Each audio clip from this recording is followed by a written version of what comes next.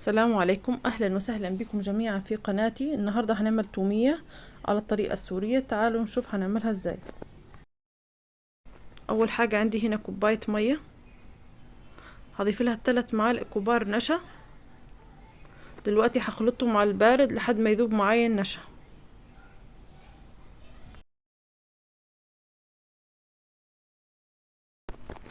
اول ما يذوب النشا احطهم على النار واظل اخلط فيهم لحد ما يتجمد معايا الخليط. وكده اتجمد معايا الخليط. دلوقتي هطفي النار واسيبهم لحد ما يبردوا تماما. اول حاجة هجيب الخلاط او الكبة، هضيف الخليط المية والنشا اللي طبخناه مع بعض.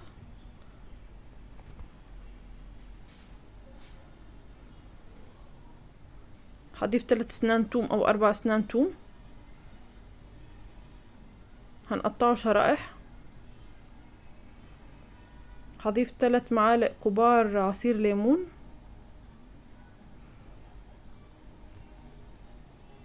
وهضيف 3 معالق كبار زبادي.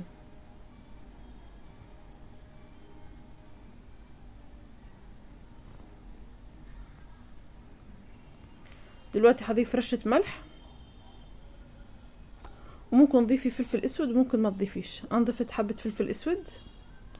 دلوقتي هضيف كمان معلقة خل. هضربهم مع بعض لحد ما يتخلطوا المكونات مع بعض. دلوقتي بعد ما خلطتهم وذاب معايا التوم هضيف ربع كوباية زيت، بس هضيفها بالتدريج.